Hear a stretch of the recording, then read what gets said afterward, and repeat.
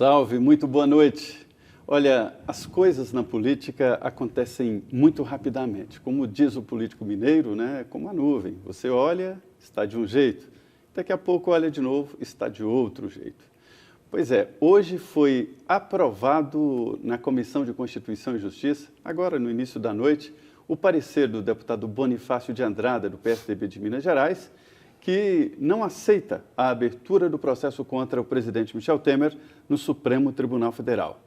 Foram 39 votos a 26. Seriam mais votos, 41, 42, mas afinal foram 39 votos porque o PSB trocou 2 integrantes da Comissão de Constituição e Justiça. E como eu disse, já mudou tudo, agora os líderes já estão preocupados com o plenário da Câmara dos Deputados. A votação desse parecer que pede a abertura do processo contra o presidente Michel Temer e os ministros Eliseu Padilha e Moreira Franco deve acontecer na semana que vem. Outro ponto que já mudou foi no Senado Federal.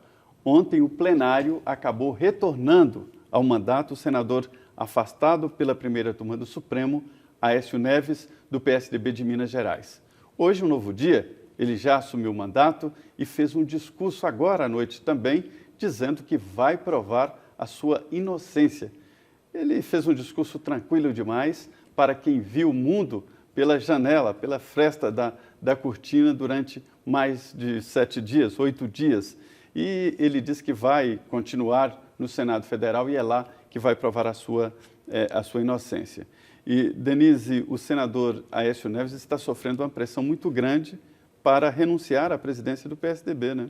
É verdade, mas ele não quer saber de renúncia não, viu, Zé Maria? Boa noite para você que nos assiste, boa noite para o nosso entrevistado, doutor Floriano, presidente da Anfip. E, pelo que a gente percebe, lá no Congresso hoje foi muito tumulto e a gente já chegou à seguinte conclusão. O senador, se depender dele, ele fica até o final do mandato, que é 9 de dezembro deste ano. O PSDB tem uma reunião, uma convenção nacional para troca de comando.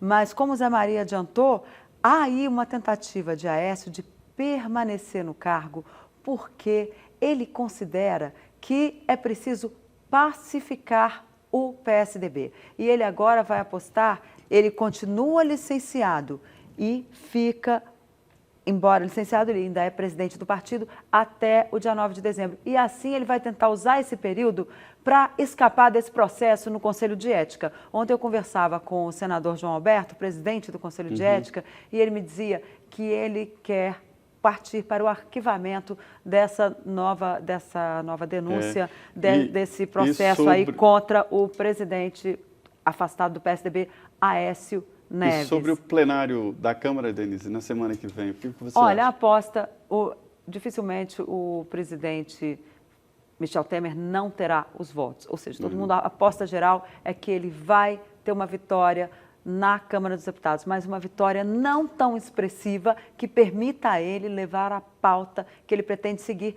que, aliás, é o assunto aqui do nosso entrevistado hoje, né, Zé Maria? A reforma da Previdência, um dos temas que nós vamos tratar hoje aqui com você também. E essa disputa aí pelo número de votos no plenário da Câmara é que agita. Os líderes governistas já começaram, aqui é tudo muito rápido, já começaram a procurar os líderes dos partidos para ter uma folga aí, exatamente para ficar, como a Denise falou, se o presidente Michel Temer ganhar, mas não convencer, aí ele fica fragilizado para as reformas. O nosso convidado de hoje é o Floriano de Sá Neto. O Floriano é o presidente da Associação Nacional dos Auditores Fiscais. Muito boa noite, presidente. Boa noite, Zé Maria. Boa noite, Denise. Denise Rotenburg, aqui nessa mesa redonda, pois não, Denise? Pois é, o doutor Floriano, ele é auditor fiscal da Receita Federal há 30 anos, foi secretário executivo do Ministério da Previdência na gestão do ministro Ricardo Berzoini, em 2003, primeiro ano do governo do ex-presidente Lula, e foi uma das pessoas que ajudou e muito lá naquela reforma que criou, a reforma feita durante o governo Lula, que criou o Fundo de Previdência Privada dos Funcionários Públicos. Foi a mais difícil, não foi? Ali, o senhor podia contar um pouquinho como é que foi aquela reforma? Sim. Comparando com essa que nós temos agora em tramitação? Sim, sem dúvida nenhuma, foi uma reforma muito traumática, né? No primeiro ano do governo do presidente Lula, eleito, na realidade, ele se contrapôs totalmente contra toda a sua base de apoio, contra todo o discurso histórico do PT. Nós temos que lembrar que nesse período houveram algumas dissidências importantes do partido, mas a reforma ela surgiu, ou seja, o que nós temos para dizer, o que aconteceu, por que ela foi feita, ela fez parte do pacote, né, de negociação que o presidente Lula fez à época para garantir o seu governo, né? Então, ele encaminhou contra toda essa resistência. Nós, como funcionários, né, auditores fiscais à época da Previdência, nós conseguimos dar a sustentação técnica para ela e esperamos depois 10 anos, né? Somente 10 anos depois é que efetivamente o FUNPRESP veio se tornar uma realidade, que é o que temos hoje. E essa reforma da Previdência, no início do governo Lula, ela foi muito polêmica, dividiu o PT, fez nascer o PSOL, né? Ela foi meio forte, né? Mas tinha que ter ido além, né? Definir idade mínima, questões que estão sendo discutidas hoje. Quando a gente retorna à primeira reforma, né? Nós estamos falando da emenda 20, a PEC 33 do Fernando Henrique Cardoso, de 1995, na qual a gente trabalhou, só que lá a gente não estava no governo, a gente estava contra, né, a proposta de emenda constitucional. Ali nós tínhamos uma revolução, efetivamente.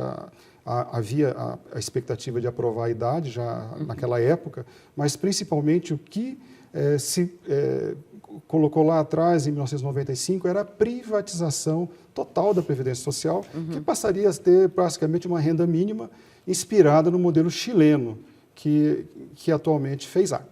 Agora, precisa mesmo de uma reforma na Previdência Social?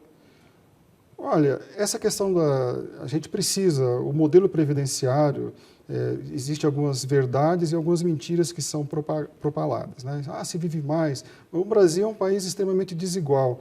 Então, há que se regularmente, né, fazer um olhar do ponto de vista técnico, mas sem perder de vista para que serve a Previdência Social, para que ela foi construída, o que o Constituinte colocou na Constituição de 88. Esse é que é o grande debate que fica escondido, né? Pois é. A Previdência não é uma entidade para ter lucro. Não, exatamente. Por isso que ela é estatal. Ela é obrigatória, né? Todos os contribuintes, os empregados, né, vamos falar aqui dos empregados do regime geral ou o servidor público com seus regimes próprios, eles são obrigatoriamente vinculados ao sistema de previdência, até para que ele não fique aquela coisa opcional e a pessoa nunca pensa no risco, mas o risco acontece, seja ele a velhice, seja ele a doença ou até a morte, o Agora, acidente. O grande buraco da Previdência dizem que é a questão dos servidores públicos que continuam se aposentando com os benefícios integrais, a integralidade e a paridade. Como é que vai resolver essa questão? Uma vez que para os que vão entrar no sistema, nós já temos um outro modelo. Mas quanto tempo que a gente ainda vai demorar para chegar nesse novo modelo? Por isso que eles querem fazer essa reforma agora também. Pois é, Denise, essa é uma questão interessante, né? A questão dos números, né? A Anfip ela se posicionou sempre levando essa questão, ou seja, vamos olhar a realidade dos números. E quando a gente olha a questão do regime próprio, quem está nos ouvindo tem que entender primeiramente isso.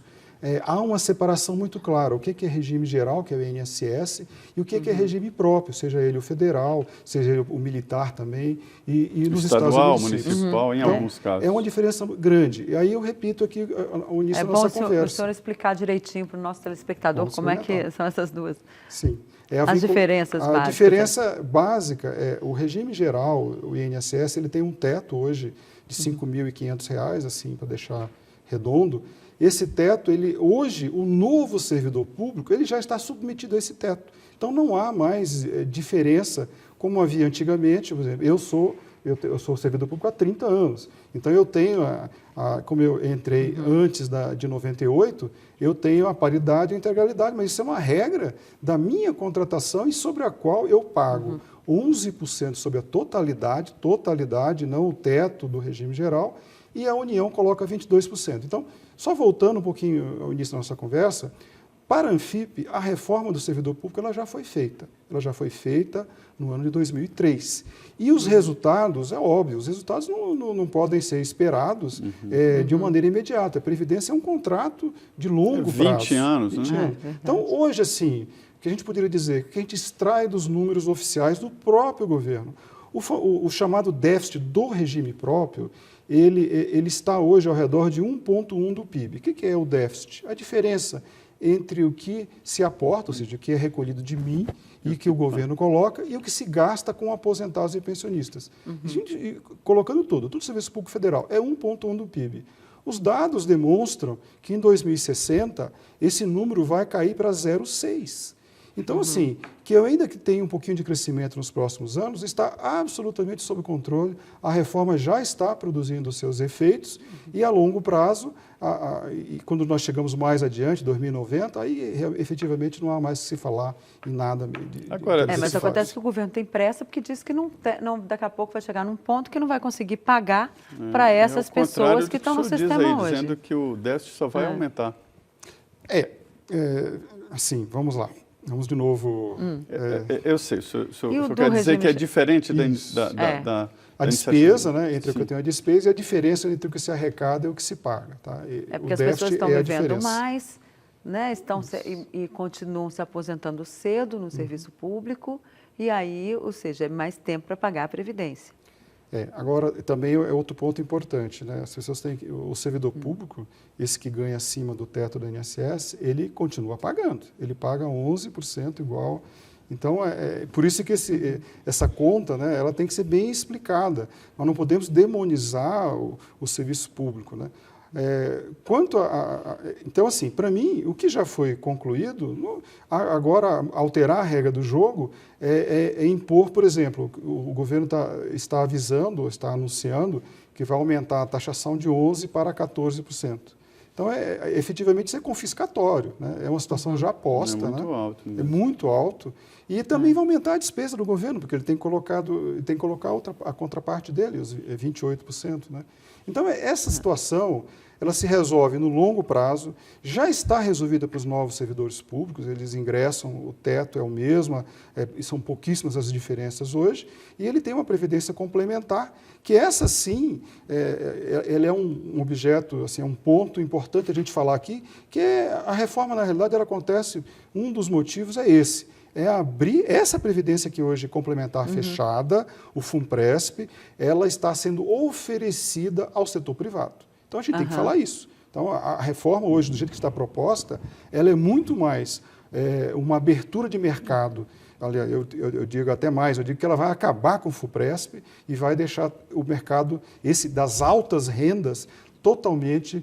altas rendas é quem ganha acima de R$ 5.500, disponível aos bancos privados. Bom, nós vamos para o nosso primeiro intervalo e convidamos você a participar do nosso programa, mandando sua pergunta para o WhatsApp 17 99647 3337, repetindo, 17 99647 3337, ou ainda para o meu Twitter, @DeniRotenburg, que aparece aí no rodapé da sua telinha, ou então @JoséMTrindade. Nós voltamos em 2 minutos.